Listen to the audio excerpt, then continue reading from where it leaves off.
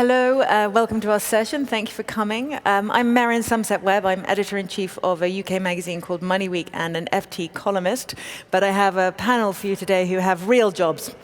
A very impressive panel. On my left is Trevor Spanner, who's the Chief Operating Officer and Group Risk Officer of Hong Kong Exchanges and Clearing, responsible for, well, if you look at the list, you'll see responsible for almost everything, as far as I can see. He brings great experience from his previous position as Chief Executive of the London Metal Exchange and has been based in Hong Kong since the beginning of this year, so we'll be interested in hearing his perspective from there. On my far left, we have the equally impressive David Wright, who's a partner at Fin Global and chairman of Eurofi. Previous to this, he was at the European Commission for 34 years, so any opinions we want from inside Europe, we've got our man. And in the middle, we have Sergei Shvetsov, the first deputy governor of the Bank of Russia. He has 20 years experience as a central banker and a very distinguished career, of course, as an economist. So a very, very impressive panel, and I think we can get to the bottom of almost everything to do with global finance in an hour. Now, we've got an awful lot to cover, but just before we start, I wanted to, well, actually, first questions. You have a little machine with you. Please send your questions in all the way through, and we will have I hope, a reasonably long question-answer session at the end. You can just type it in, press the green button to send. One thing I'm to tell you is that if you can't find the space button, it's at the bottom on the right. So please send in your questions, and we will get to as many as we can at the end. Now, just to set the scene slightly, I want to very briefly remind us, before we spend an hour talking about global finance, what finance is actually for. Because in the great scheme of talking about the technicalities of it and what it does and about banks and about great macro themes, I think we very often forget that the point of what we all do one way or another is very, very simple. It's simply to transfer money inside the economy from people who have money and would like a return on it to people who need money and would like to deliver that return. And everything else in between is just back office work. So we need a system that will do that very simple thing cheaply, efficiently, safely, and crucially in such a way that leaves both ends of the equation better off at the end of the deal. Now, that is something that I think the industry lost sight of in the run-up to the Great Crisis. So on the way up to 2008, everyone had forgotten that finance was simply a back-office function for the economy. And the regulatory environment and the industry environment since 2008 has been all about trying to recreate an industry that has that simple function at its core. Now, obviously, that has been complicated by the lack of trust in the industry, and the lack of trust, obviously, that has led into a lot of regulatory change, and these have been burdens of the financial industry to carry, burdens it probably could have carried quite well without all the other challenges that have arrived over the last few years, those challenges being in the form of technology, new players coming into the industry, the fintech I know you've all been talking about in other sessions. So our question today that I would like to start off with, asking my panelists, is about the banking system, the financial system that we look at now. We look at our big banks and we see banks that have been around for many, many years, and we expect to be a big part of a financial future. But given the way the world is changing, is the industry as it is now going to be largely irrelevant in 20 years? Trevor, can I start with you? It's a big question, but I think it's going to lead on to all the other issues. Well, first off, we're here talking about it. If I really knew what it was going to be like in 20 years' time, I'll be out there trading it quite aggressively. In terms of, we've had this kind of de-risking of the banking sector since the financial crisis. And there are some themes which will still continue. So systemic risk and interconnectiveness, we're going to see new technology coming into that space to both disrupt and kind of make it easier. There's been lots of sessions in Sibos around that, but there will be new entrants coming in. Secondly, around resources, and particularly people focused on capital. Mm-hmm. I think there are new sources of capital around the world waiting to be kind of unlocked.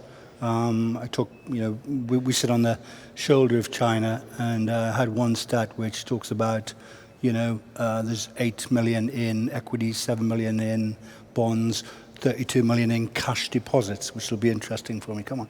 That cash has to find a home somewhere, and it won't stay in China. So enough. Where is that home going to be? It's not going to be in the traditional banking industry in the West, is it? No, that's right. I think there are new intermediaries to come into this space. And the Asian markets, I think, have been particularly interesting in some of their technology development around some of the platforms which have been developed, not just WeChat and stuff like that, but Alibaba and stuff. So I think some interesting trends kind of going on. I still think that some things will remain. So there will still be a need for people who want to do things, who haven't got the money. There are people with money, however you value money, who are willing to provide credit. I'm talking about here. And most market crises have kind of been presaged by a credit crisis. I don't think that will go away. It will just probably take a different... It'll just move to different places. Yeah. David, we were talking earlier about the future of the financial industry and the extent to which the industry we have at the moment becomes irrelevant. And we were talking about trust and the future of the business being with the groups that one can trust.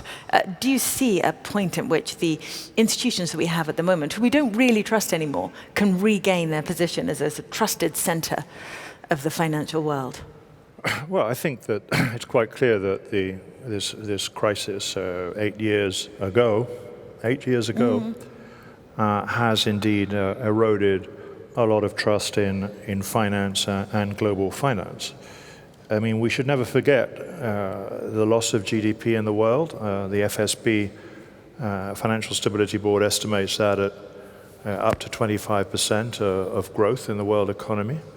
Massive amounts of public aid in certain countries to bail out the banks. Appalling behavior.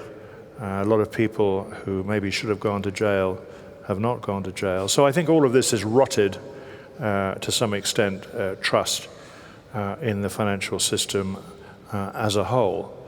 And it's not surprising, and indeed right, that today the global regulators and national and regional regulators have ramped up capital in the banking system. It is now much safer than it was, 8 times more capital. But, and this is, I think, perhaps a worrying thing for the banks, more to come. More resolution capital to come. Current Basel proposals in Europe, for example, estimates could require anything from 10 to 15% more capital. So restoring trust, I think, is partly restoring stability, so taxpayers will not be on the hook in the future. But it's also about, in my view, about behavior, ethics, governance, and indeed proper disincentives in regulatory systems. And by that I mean extremely strong sentencing and a market for market abuse, which will deter. I don't think that there's been enough deterrence in the system. I think it's getting better. So I think all of these things will take their time. Just on the first point, I mean, are we going to see the end of banking as we know it today in 20 years? I think there's going to be a lot of change. In Europe, we have over 8,000 banks. We won't have over 8,000 banks in 20 years' time. That's 8,000 banks in Europe? Yeah, in Europe. Many of them very small. So I think there will be, at a certain point in time, a lot of restructuring. The banks are under a lot of pressure. Return on equity is poor, capital requirements going up. We've got Capital Markets Union, which is in Europe to broaden the supply of finance. Negative interest rates or very low interest rates, which shave margins. And of course, which we'll come on to discuss, no doubt, this tremendous pressure coming from the so-called disruptors. So European banks, but not just European banks, the banking system is under a lot of pressure. But I don't think we're going to see, the type of revolutionary change, no big banks that we see today in 20 years' time. I don't believe that. So you think all those big banks will still be with us, still operating in a very similar way? The efficient ones. You hope it's the efficient ones that are with us. The well-managed ones, the reputable ones, the ethical ones. And which ones are they? Well, I'm not going to tell you what they are. Many of them are here. Thank you. Sergey, do you see the banking sector as we have it at the moment as irrelevant 20 years out, or like David, much the same, just rather more ethical? I think that we always overestimate the changes in the nearest 2 years and underestimate the changes in 10 years. And I can say that technology make a huge impact on the business model of commercial banks. And I see the main problem today is the lack of confidence in the banking business and weakness of commercial banks to attract the capital for internal development. And I can't say that fintech create a huge pressure on banking business. I see the segregation inside the banking system between the banks who are able to implement the new technologies and banks who are not able because of the different reasons. And time to market and the new model of management is a key issue for the competitive advantages on the market. The second thing that we issued a lot of regulation during the last 8 years, and we solved the problem of the taxpayers' money, and the main maybe focus of these reforms to avoid the usage of taxpayers' money. But we introduced such instruments like bail-in. That's why the confidence to the commercial banks as a safe haven for keeping money is not on the necessary level, so it's not relevant. That's why we have huge opportunity for growing the capital market. In Russian banking system is 91%. And in comparison with other countries, developing countries, we have a huge opportunity to support the capital market and intermediation of other institutions like exchanges and central counterparties. It's a new issue after the crisis. The growth of central counterparties business is tremendous. And we see that this part of the financial market can grow rapidly and substitute partially the banking system in intermediation between the holders of money and who need money for business. Sorry, Trevor. I think that there is kind of looking further ahead. When you think about what kind of drives a lot of the money flow, it's kind of retail and retail aggregation. And there are just some really interesting models, be it Amazon, be it whatever, that is kind of pooling money. And if you can get the trust aspect right, there's no reason why those things should not look like banks as we currently define them. A new kind of bank. It was interesting, there was a survey out yesterday I was reading from EY which suggested that some 40% of people have bought a product from a non-bank that they would previously have bought from a bank over the last year. Now, this seems to me to be an extraordinary statistic that really challenges our views of what is a bank and what isn't a bank. And as you say, things like Alibaba, Amazon, all these new institutions providing credit change the way we should be looking at banking, and also perhaps change the way we should be regulating. And we talked about this yesterday, David, and you were saying that you thought there should be a level playing field for existing institutions and also for innovators. But that's a very difficult balance to create in allowing innovation, allowing technological change to come forward, but also keeping things safe, right? How do we do that? Well, regulation's a difficult thing, and it's a very difficult thing. It's frontier. Sergey knows that very well. You're always acting usually with imperfect information, with technology moving around you, markets evolving, and it's judgmental at the end of the day. But I think as a principle, regulators should never try to favor one side of the market over another. It should be a level set of rules. Those rules need to adapt over time.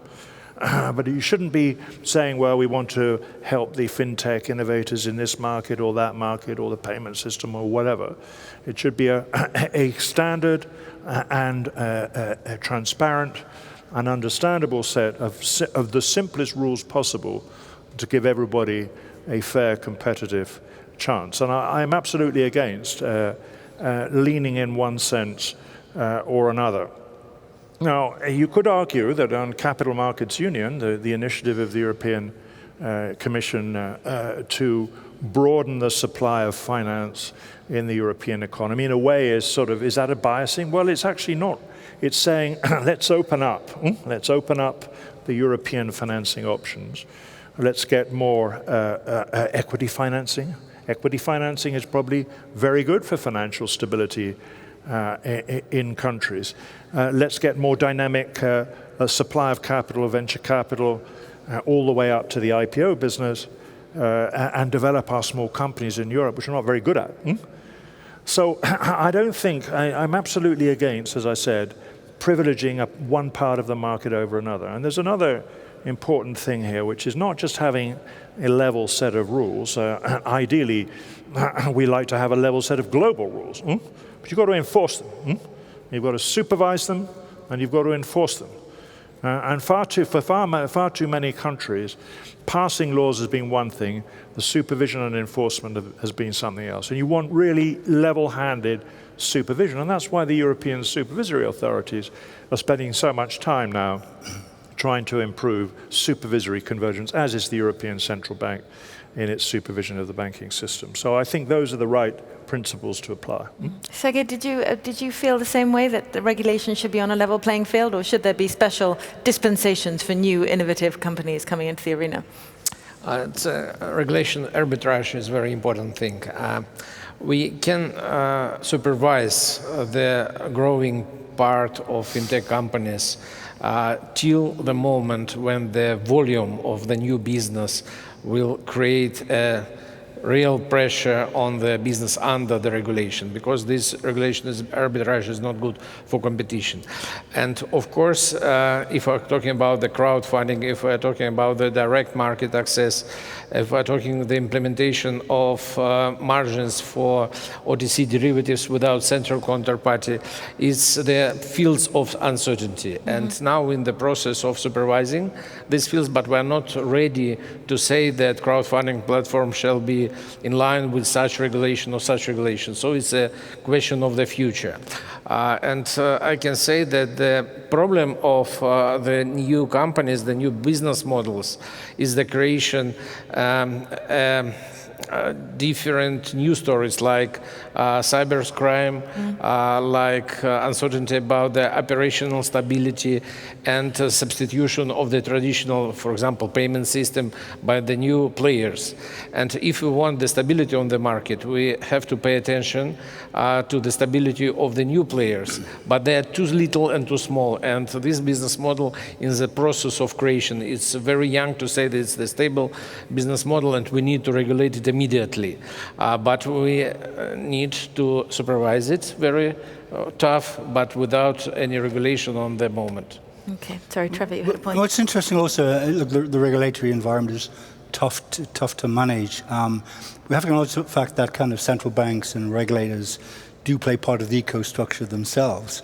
So, I bank with two institutions, but would I prefer the credit risk of the Bank of England to those institutions? Absolutely. And technology is coming to the point where why can't I have an account at the Bank of England? Because I can buy my other banking services from somewhere else. I'm one of the 40%. So it's really interesting about how, the role of regulation, the role of central banks in the new eco-structure. Yeah. And I think there's challenges for everybody in that space. Interesting. Let's talk a little bit about, continuing to talk about fintech, about when there's a lot of conversation around all parts of the economy at the moment about the robot revolution and about how all our jobs will be taken by robots, etc. But if you look at finance, this is the one place where it's really happened already. A vast amount of trading and of the functions that we used to think of being done by people are now done by machines. And that's beginning to happen increasingly in asset management. Some 30% of American funds are now held in passive funds, and it's happening across the rest of Europe. And we have the rise of robo-advisors instead of wealth managers, etc. To what extent, how far can this go? How much does finance need people? We talked about trust. We talk about the way when it comes to big financial decisions, people need to see people. How far can the automation of finance go? Personally, I believe that in some years it will be machine against machine. Because the computer now can win in chess playing. It means that it's faster, it's better organized, and it can elaborate with a huge bulk of information. Simple asset management is the very, very good part of the business can be computerized, and robo-advising is the future of the industry. I'm not sure about the wealth in $1 billion, but if we're talking about the accounts in $1 million, it's a very proper way to support these investments by robo-advising. And of course, it creates some difficulties in the same way of thinking and managing the money by the same events on the market. And we see if the algorithms will be absolutely the same, it will disrupt the market very quickly and very easy. So it's necessary for regulators to create some mechanism on exchanges to prevent the excessive volatility and prevent this movement of the robo-advisors in one direction. The second thing that our claim today for financial services to spend less time. Previously, we were ready to go to the banking office to discuss some issues, so on. But now the financial literacy is on the better level, and we clearly understand how it works, and we have to spend less time than previously. And only robo-advisors, quick payment systems, without physical access to the banking offices is the solution how to do the transactions faster. That's why the future for small amounts, for small accounts, is just computer against a computer. Other models where the humans will be still exist is the amounts more than $5 million, $10 million, because the price for specialists on the market will be higher and higher for such type of transactions. If you want to be competitive and if you want to have clients, hundreds, thousands of clients, you have to use financial technology, because it's impossible to get necessary staff well prepared to discuss the investment issues with the widespread of householders. Okay. But in that sense, is the rise of financial technology inclusive, financially inclusive, or is it to a degree financially exclusive, in that as bank branches disappear, as advisors disappear, as the people that perhaps the old or the not financially literate can talk to vanish, does the inclusion problem become worse rather than better? I can't say that branches is a necessary thing. I think the problem in money laundering legislation, the first physical touch with the financial institution.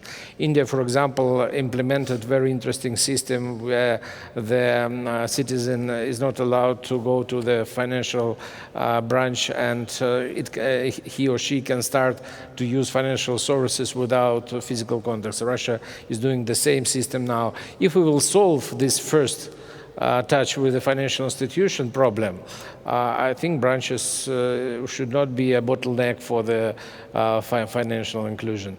Russia is a big country. That's why the electronic technologies, electronic distribution of services is a solution to increase the financial inclusion.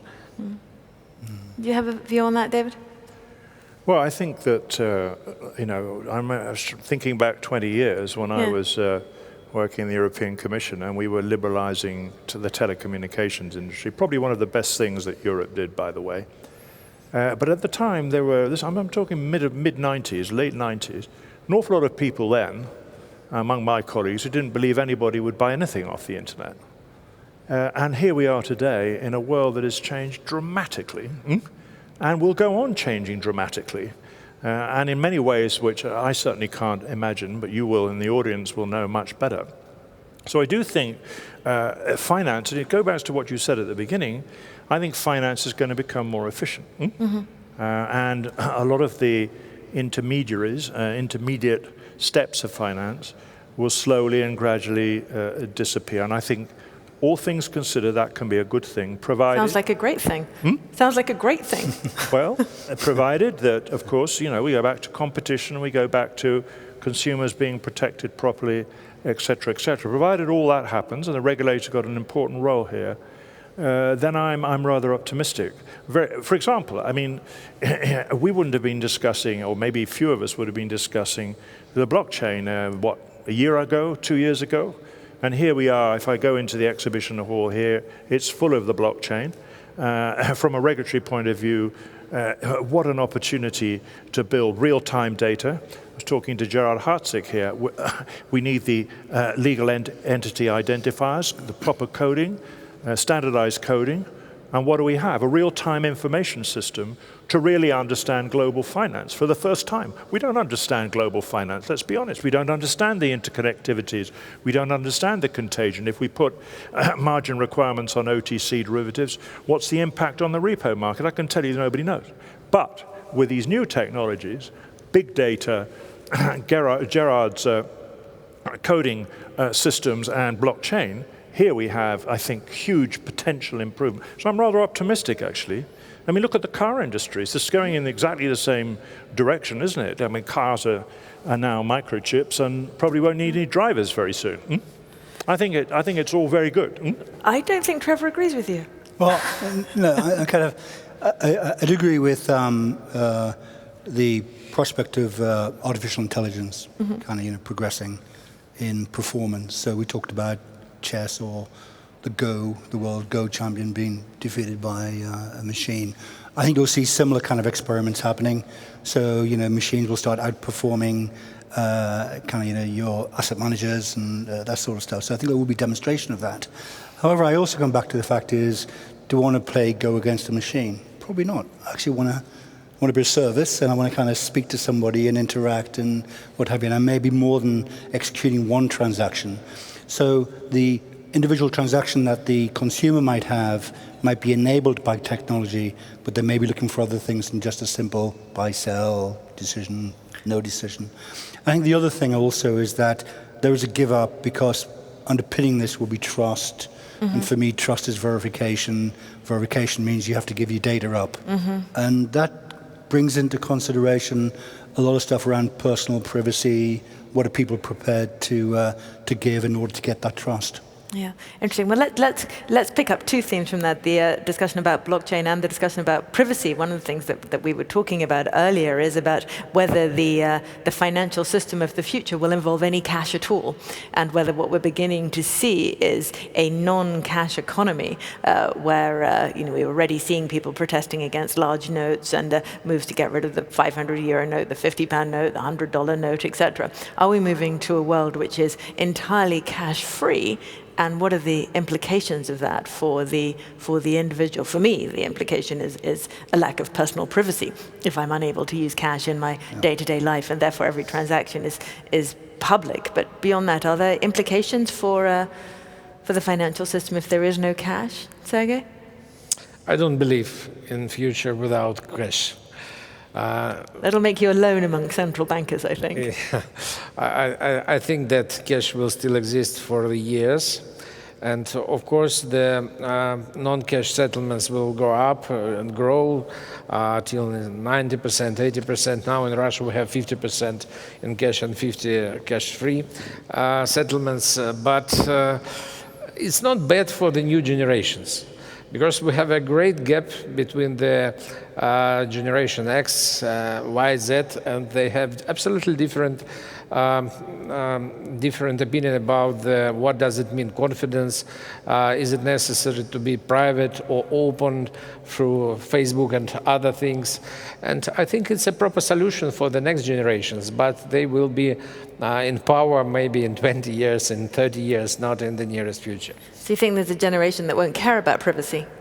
I tend to disagree, the new generation are not caring about the privacy as we caring about our own privacy. I suspect they might come back round to it. Did you have a thought on the cashless society? Obviously, the youth, I've got two daughters, so I often joke with them about they haven't got enough to lose yet, and that's why they're quite open with their data. It's interesting, for me it's been eye-opening since I've been in Hong Kong since January. I've used, there's a store valued card, which to me is the same as cash. It's non-traceable. I can spend what I want. And I think there is still a need for getting to your privacy point around people want to be able to do things without being traced.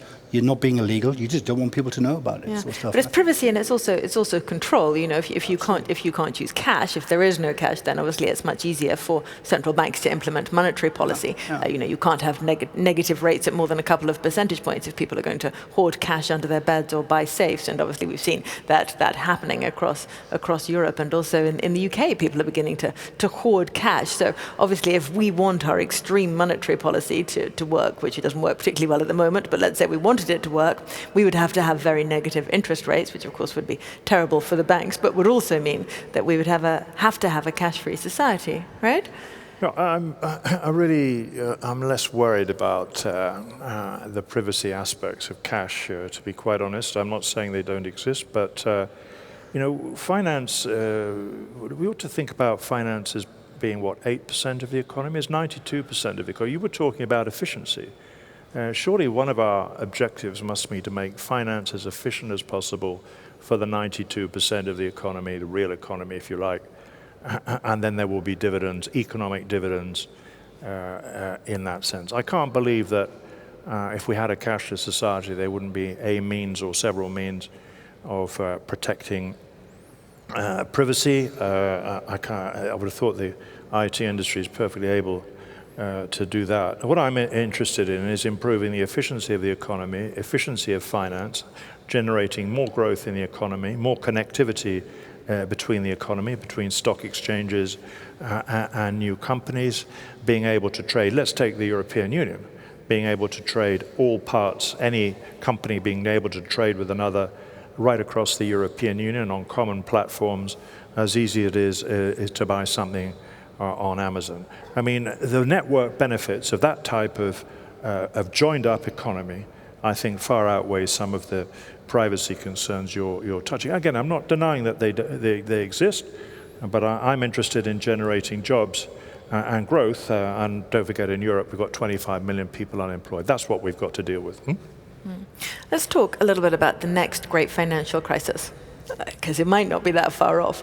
Our central banks and our regulators out there at the moment, or particularly our central banks, are very interested in growth, very interested in inflation, very interested in growth, and this is what is mainly discussed. And along the way, we have some enormous disconnects building in stock markets. We see that the American market is about as expensive as it's ever been. We see that there are $13 trillion worth of bonds trading on negative yields. We see that in Japan, the Bank of Japan is now one of the top shareholders in quite a lot of companies, and the biggest holders of ETFs across the market. All these are very strange from a micro point of view. If you look at it from below, if you're experiencing any of these things, these are huge disconnects in the market that it's very hard to imagine will end nicely.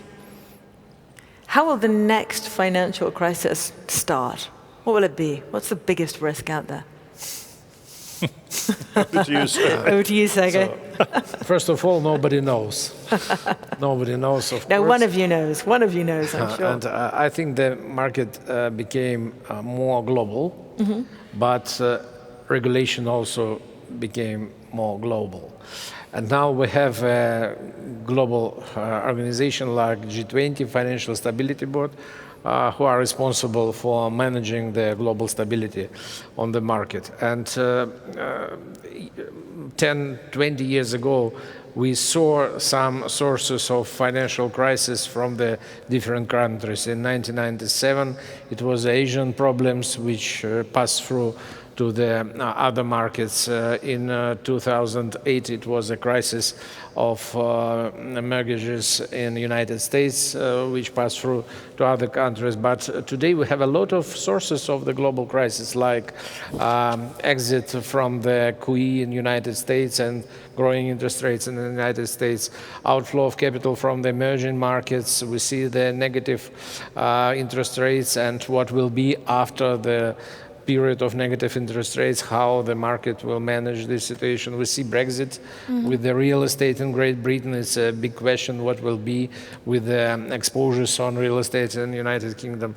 So we have a lot of pieces or possible points, but I believe that now the situation is more stable because we truly have global regulation and regulation bodies like Financial Stability Board, and it make support for the dialogue between the regulators and the responsibility of regulators for the global stability. So you think despite all this, despite the extreme monetary policy we see everywhere, despite the disconnects in the market, despite all these things that no one could have dreamed possible a decade ago, the risk of another major crisis is low?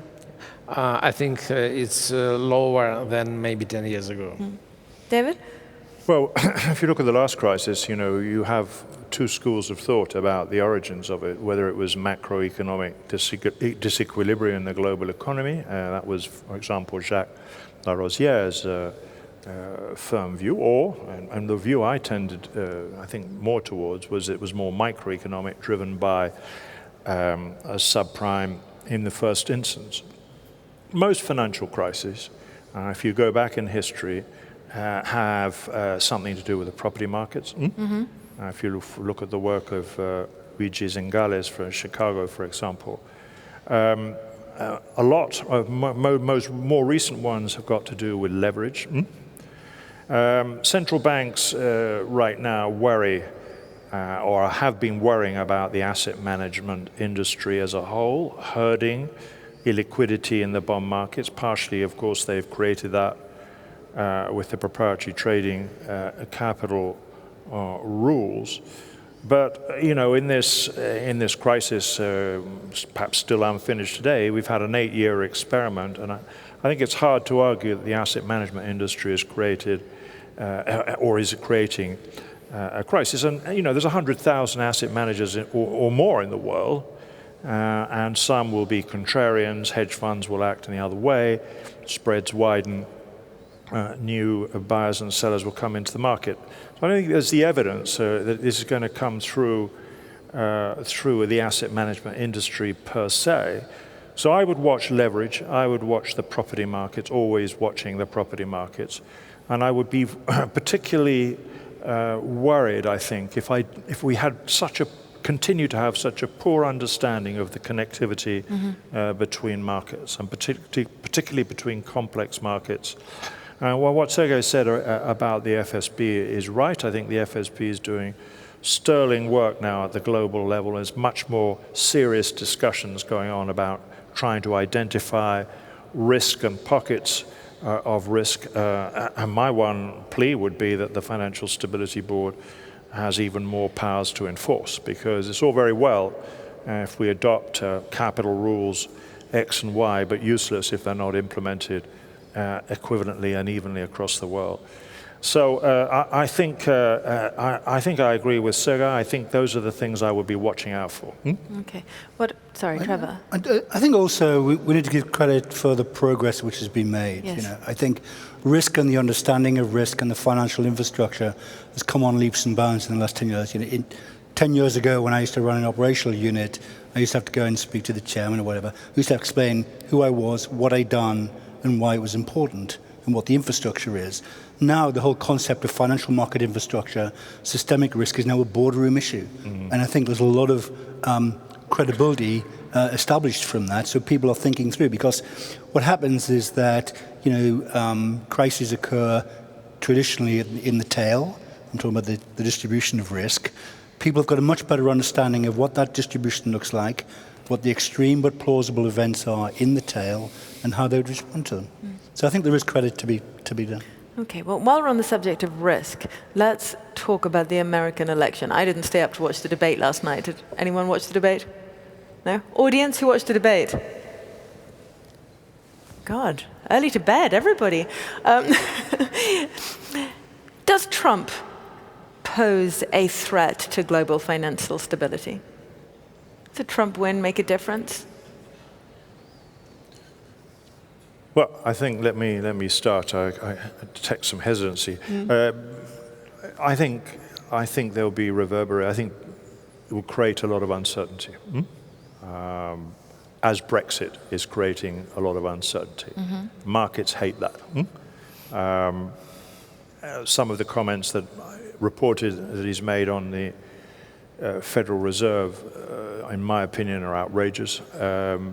But the Federal Reserve will hopefully survive these sort of banal attacks on them. It's a hell of a difficult job, as anybody knows in this room, being a central banker.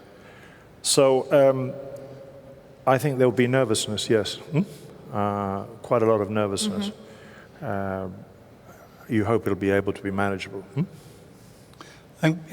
Personally, I think the Trump factor, if you like, is a kind of embodiment of what we're seeing in lots of other places around the world, this kind of nationalistic, paternalistic protectionism, which we saw perhaps in Brexit. You see it in some of the European countries now, the rise of the both extreme left and extreme right. And I think this kind of, to the extent that it leads to the kind of the balkanization of kind of finance into regions, I think that does give us cause for concern. Yeah. So. Okay, well, just before we move on to questions, let's go back to Brexit, which of course we are all endlessly interested in. But the question here is, if London is not going to be one of the great global financial centers going forward, which, by the way, I still think it probably will be, geography still matters. But if it isn't, where will its functions migrate to? Which will be the great European city that might take over from London? Sergey, do you have a view there? I think Europe has ready for full transfer of London facilities, financial center. No Frankfurt, no Paris, they are not ready for that. So I think it will be spread between different cities. And the main problem is the legislation. I think the British legislation is a very, very important feature of the financial center.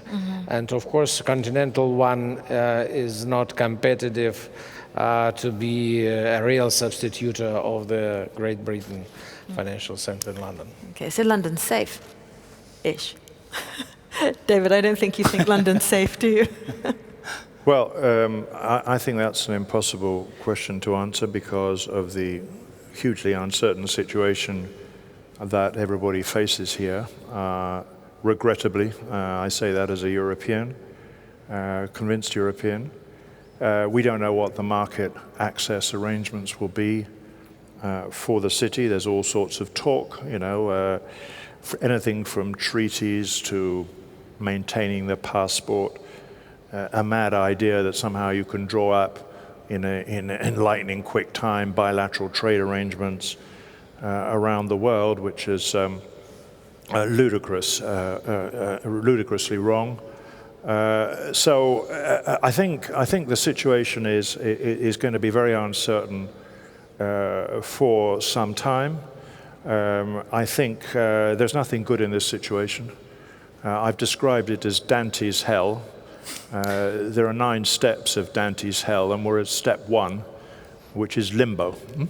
And I'm afraid that's where we're going to be for some time. And I think the key thing here is whether there can be some agreement on transitional arrangements, at least for a period of time, which will stop some of the major firms in London starting to ship out.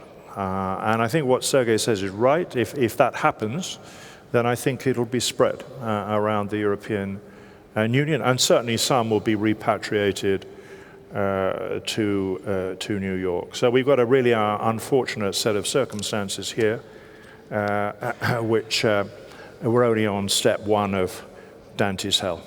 But we could get out of limbo with a hard Brexit and just being done with the whole thing. Then all your worries about uncertainty would be gone. We could get out of it with a hard Brexit, yes, indeed. That'll be even more disruptive. Trevor, is there a city that you think will take over? Because I want to know where to go and buy property next. I think London's not done yet. I think there are a number of hard and soft factors, which means that it will continue to be preeminent in Europe.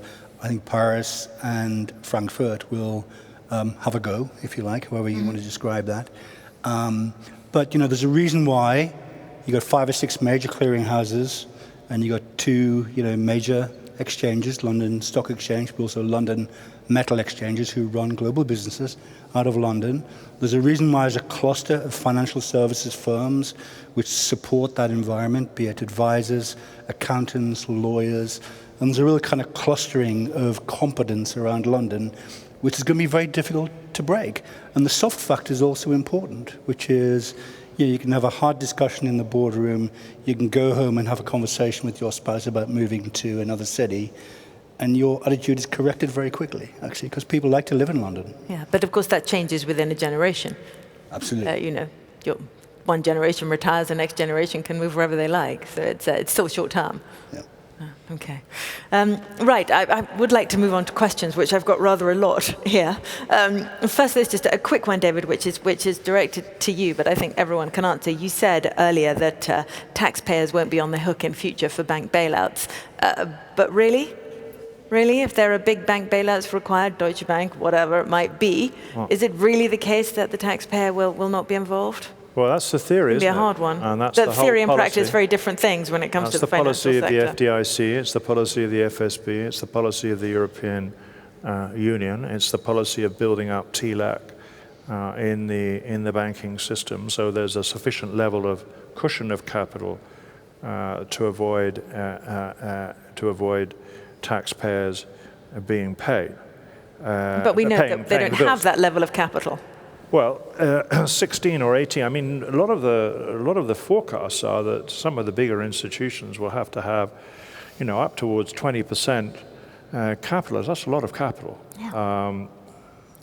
So I think this is the right approach. Let me put it like that. And I think, of course, who can tell if you're in catastrophic circumstances? Who knows? And sometimes, we tend to think of one bank failing at a time. Not usually like that. It wasn't like that last time either. It was a multiple set of crises, one after another. But I think the approach and the policy is the right one. And I think if there's sufficient capital in the system, it can work. And I think we should stick with it. Okay.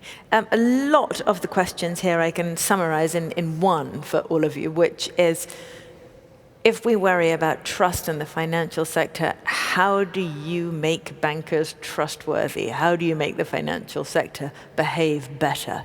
What's the answer to that? Because more regulation is not necessarily the answer to making them behave better. Is it sending more of them to jail? What is it that will bring back trust? Or make people behave in such a way that is trustworthy? Whenever I'm asked this question, how do we make people trust the financial sector? I say make the financial sector behave in a more trustworthy way. But this may be, again, another generational shift. We need a new generation of people working in finance to come up with a new set of ethics. But is there any faster way, or do we have to wait 20 years? Well, I mean, we've had over a year ago, the British government came out and the Bank of England, the FCA, with the so-called Fair and Effective Markets Review. That was all about building proper behavior in the wholesale market.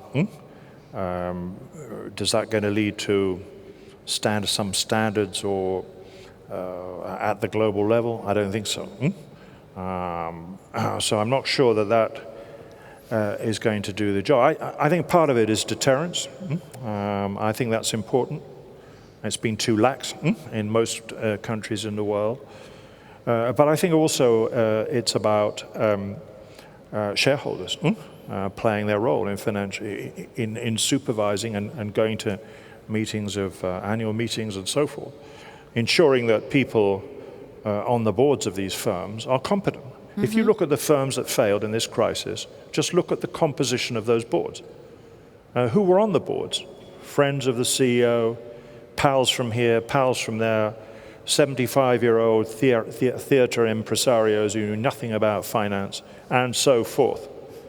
That has got to stop. Well, this is very interesting because this is one of the sectors of the industry that has come out with not quite as much criticism as some others, is the asset management business. And in the run-up to the crisis, I felt that they were possibly one of the groups that were most at fault, in that it's the job of the asset management industry to represent the interests of the end user to the corporate sector. And so a lot of the problems inside the banks should have been dealt with by the very large institutional shareholders before they got anywhere near crisis level. So I would share your view that one of the best ways to sort out the problems inside the financial sector is to insist on the largest shareholders of the financial sector to take on the responsibility. But were there any other ways, saying, or Trevor? You're talking about governance there and the appropriate governance arrangements, but for me it's all around verification. It's trust and verification go hand in hand. Therefore, I think you're talking about transparency, you're talking about reporting of the right information, so people can really kind of can take decisions.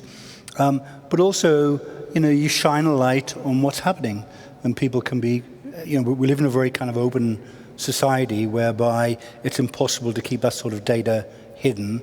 And I think that is a very positive step forward. Okay. Now there's a question here that maybe for you, Sergey.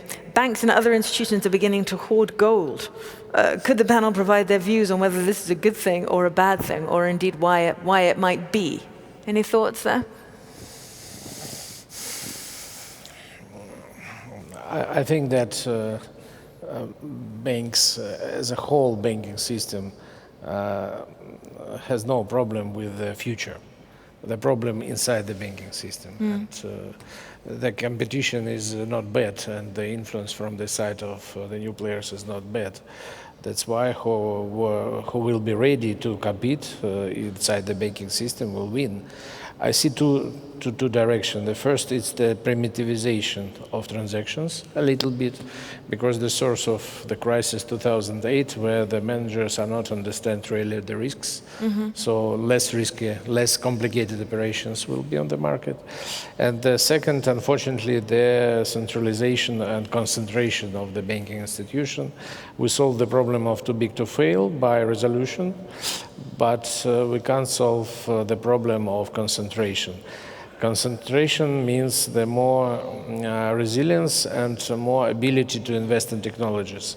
So we will face with the growth of concentration in the banking industry. Okay. Any views on gold from either of you? No. Okay.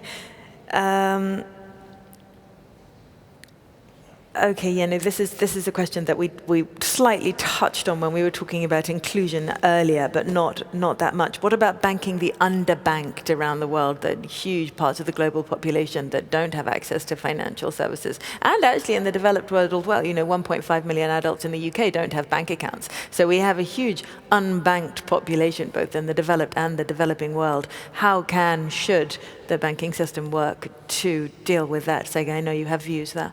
I'm not sure that account is a specific banking thing. I think the telephone companies, marketplaces like Amazon, Alibaba and others, maybe Google in the future, will provide the similar services for cash transactions. And also insurance companies. I think we will see the divergences between the different parts of the financial markets. And for current user is not comfortable to deal with the 100 or dozens of legal entities. We're in position to buy everything in one supermarket, financial supermarket.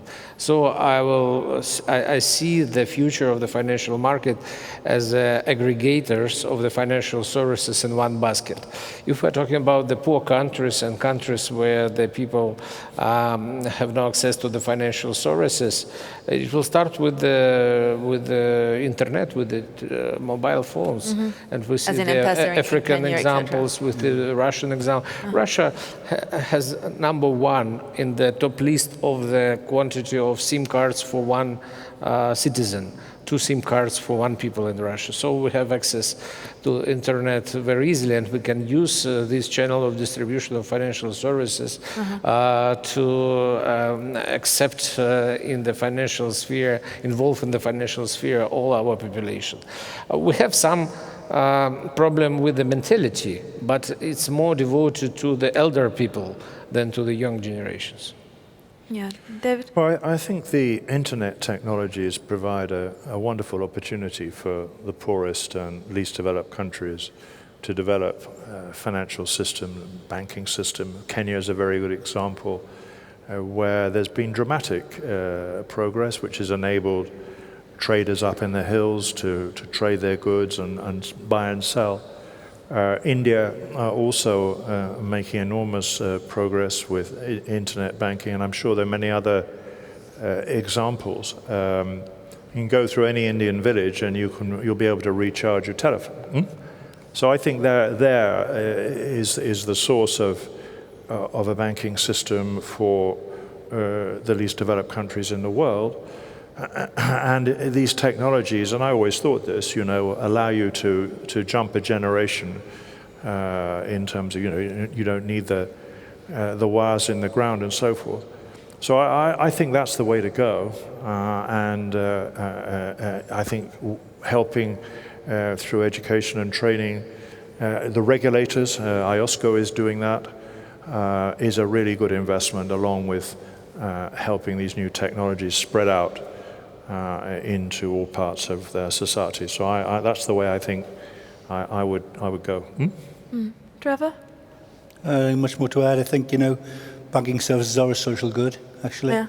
And I think we've got the ability to do a lot of beneficial stuff in underbanked countries. Yeah, So, well, finance should be a social good. That's supposed to be the point. It should be a social exactly, good. yeah. But with a mechanism to recognize the fact it's not the transaction itself which is the thing, it's the underpinning thing which happens in the real world, whether you're selling a goat or you're buying or whatever, which is the key thing. Okay.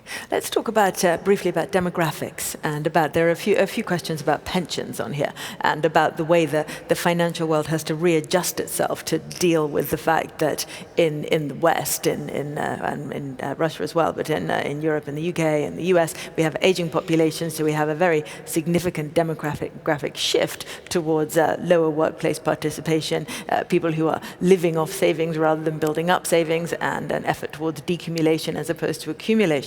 And a financial industry that possibly isn't moving fast enough to adapt to these huge changes in the profile of its users. How can the financial industry work to move faster towards helping people at that end of the demographic spectrum? Well, in Europe, I was very pleased to see that building a pan-European pension product, I think PEPP, it was a key part of Capital Markets Union. I mean, this is years and decades overdue. So this is outside occupational pensions, outside public pensions, but a transferable private pension scheme, if you like, a 401k European scheme. This, I think, is so important. Quite clear in Europe that, just as you said, it is unsustainable for the public budgets to continue to provide pensions in the way that has been done in the post-war period. I don't know what the swing of GDP against the government deficits are, but over the order of 1 to 2% of GDP, something like that. So the private sector has got to develop these products. But I have some sympathy for the private. I'm talking about Europe here. I have some sympathy here because right now there are far too many barriers in the way. Those barriers are tax barriers, standardization of what can be in and what cannot be in these types of products, et cetera, et cetera. So the European Commission has got a hearing on October the 6th on this. It wants to hear all the options. They're doing it the right way. But I'd like everybody in this room to put their weight behind developing this essential product, or series of products for Europe in the decades ahead. And that provides a massive pool of capital investable in the real economy. So let's go for it.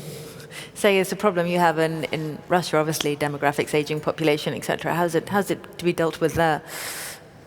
So I agree that social protection is the issue for the Russian budget, and we still started the third year of the pension system based on the accumulation of assets by each individual, and previously we used only the collective form of pension schemes based on the current payments of population in favor of the pension years. But we see the demographic slow down, and we see that the pension age is 60 for men and 55 for women, create a huge problem. And we can cover only the necessities of the people with the lower salaries if we're talking about the substitution by pension by the common income. And for middle class, it's necessary to create defined contribution pension schemes where your future depends on your savings and nothing else. will help also to support the capital market, because the pension funds is a huge demand on bonds and equities, and equity market and IPOs, SPOs are very important for financial stability and for support of the economy. So in all cases, we see that the development of the pension system is a key issue for financial stability and further growth of the capital market. We see the examples of many countries, how they organized the pension system, and we see that the defined benefit schemes are very risky. Yeah. And maybe it's good to sell this scheme for the people, but the backside of the coin is the creation a huge sort of risk in the volatility of interest rates behavior, because we're talking about the 40 years horizon, and we can't predict the real movement of the economic cycle and interest rates from the side of the central banks.